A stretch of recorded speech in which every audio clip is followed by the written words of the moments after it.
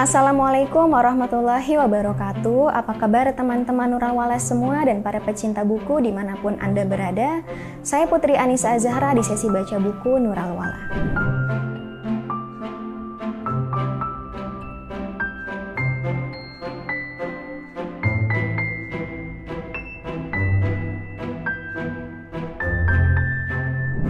Baik teman-teman, kali ini kita akan melanjutkan membaca buku sebuah novel filsafat yang berjudul Anak Rusa Mencari Tuhan bab ke-13 dengan tema Di Dalam Gua.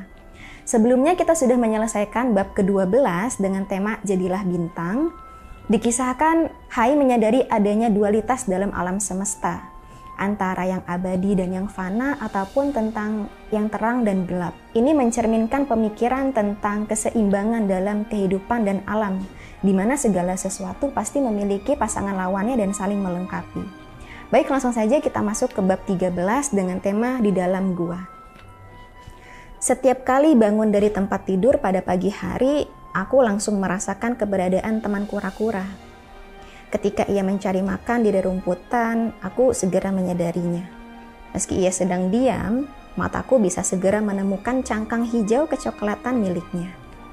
Aku kemudian menghampirinya dan berlutut di sampingnya. Aku menatap kepalanya yang keras, sorot matanya yang bersinar, dan wajahnya yang tampak sangat tua. Perlahan ia menjulurkan kepalanya ke arahku yang kemudian kubelai. Hingga suatu hari, ia menghilang. Aku mencarinya kemana-mana, di balik semak-semak, di seberang kolam, dan di sekitar pantai. Namun aku tidak melihatnya dimanapun. Aku jadi bertanya-tanya, apakah ia bukan temanku lagi? Ataukah ia sedang dalam kondisi bahaya di suatu tempat? Ataukah ia sudah mati? Aku sudah berusaha keras mengabdikan diri ke zat yang lebih tinggi, menaati aturanku sendiri, dan melakukan ritual yang kuciptakan sendiri.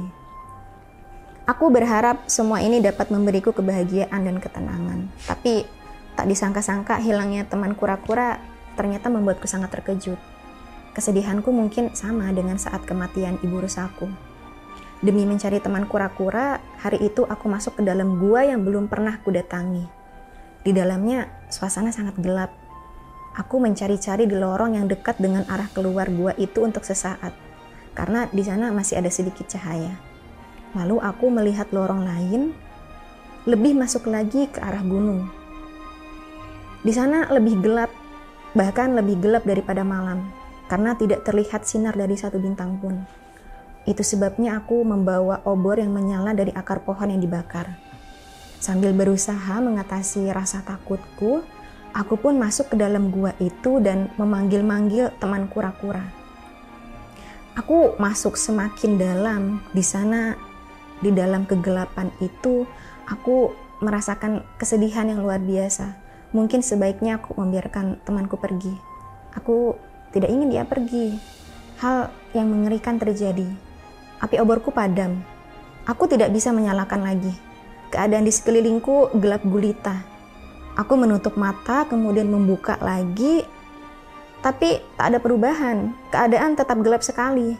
Aku meraba-raba dalam kegelapan untuk mencari jalan keluar dan mengikuti dinding gua agar bisa cepat keluar, tapi aku justru masuk ke ruang-ruang yang tidak ku kenal. Ketika ku kembali dan mencoba lorong lain, hasilnya sama saja. Aku tersesat. Panik melandaku. Jangan-jangan aku tidak akan pernah bisa keluar dari sini dan mati kelaparan. Aku duduk untuk menenangkan diri dan mulai membangkitkan perasaan khusus yang sempat sering muncul. Awalnya semua ketakutan muncul. Bukan hanya takut melepaskan teman kura-kura, aku pun takut mati. Takut melepaskan hidupku sendiri. Rasa takut itu menjalari seluruh tubuhku dan seperti membuatku lumpuh. Sesuatu yang menakjubkan pun terjadi. Ada yang berubah dalam jiwaku.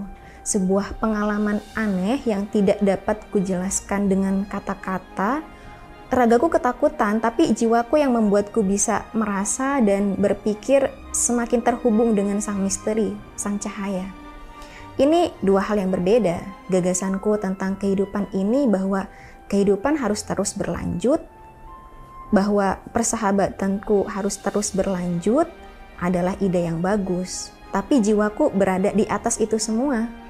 Jiwaku tahu bahwa semuanya akan baik-baik saja, apapun yang terjadi. Jiwaku terhubung dengan wujud istimewa yang membuat segalanya ada. Wujud itu seperti sesuatu yang mencakup segalanya, sesuatu yang tak terhingga. Sulit menemukan kata-kata yang tepat untuk menggambarkannya. Sekonyong-konyong aku merasa sangat bersyukur dengan keberadaanku. Aku hidup, pikirku dengan gembira. Aku juga bahagia menyadari bahwa di luar sana segala sesuatunya ada. Begitu pula dengan yang ada di dalam gua ini.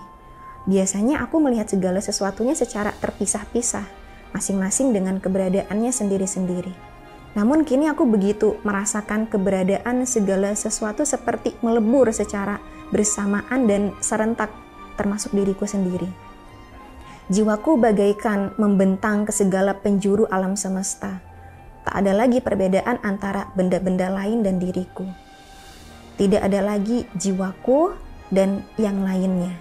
Kami melebur satu sama lain, bagaikan tetesan-tetesan air yang menyatu membentuk lautan.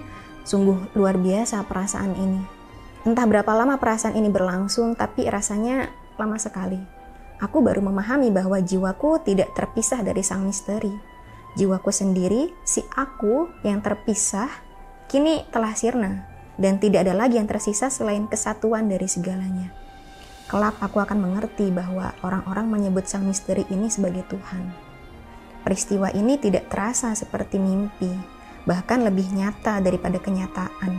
Seolah-olah selama ini aku hidup di dalam mimpi, lalu sekarang aku terbangun. Apapun yang akan terjadi, apakah aku akan menemukan teman kura-kura lagi atau tidak, apakah aku akan mati atau tidak, semuanya tuh akan baik-baik saja. Buat apa aku melawan sesuatu yang tidak bisa kuhindari? Aku menerima nasibku dengan senyuman. Tentu saja aku tetap akan terus mencari jalan untuk keluar dari gua, pikirku. Tapi apa yang akan terjadi, terjadilah. Seperti halnya benda langit yang senantiasa mengikuti orbitnya, aku pun akan mengikuti jalan takdirku. Apa yang terjadi, terjadilah. Setelah peristiwa tak lazim itu, aku merasa lelah. Dengan percaya diri, aku tidur dalam kegelapan yang pekat. Keesokan harinya, aku terbangun karena pancaran matahari menyinari wajahku. Ternyata selama ini jalan keluar dari gua ini sudah sangat dekat.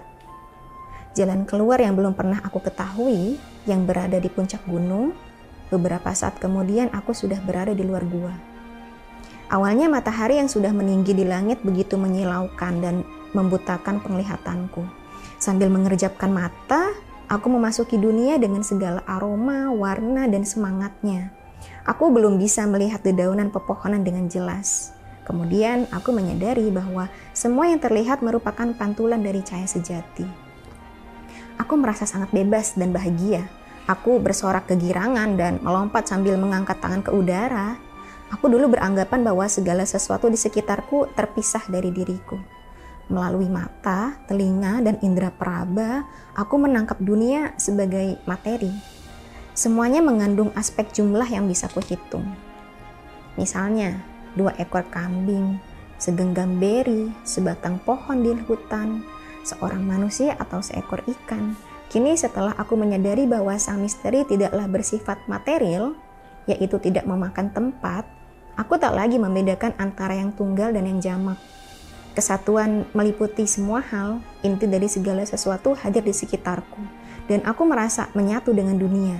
Meski tidak bisa menemukan dan melihat lagi teman kura-kura, aku tetap merasa terhubung dengannya. Ia pasti berada di suatu tempat, dan hatiku bisa merasakannya. Aku membayangkan suatu hari kami akan bertemu lagi. Mungkin dunia ini seperti gua yang gelap, bisa jadi kematian bukanlah akhir, melainkan peralihan menuju cahaya sebagaimana aku keluar dari gua. Aku mencoba mengulangi peristiwa yang terjadi di dalam gua. Aku duduk di dalam gua selama berhari-hari sambil memejamkan mata. Terkadang aku menutup kedua telinga dengan jari agar semakin menjauhkan diri dari rangsangan dunia. Aku mencoba terhubung kembali dengan sang misteri dengan cara ini, dan aku semakin piawai melakukannya. Baik teman-teman, sekian sesi baca buku kali ini. Mengenai bab selanjutnya insya Allah akan kami tayangkan di next video. Saya Putri Anisa Azahra, wassalamualaikum warahmatullahi wabarakatuh.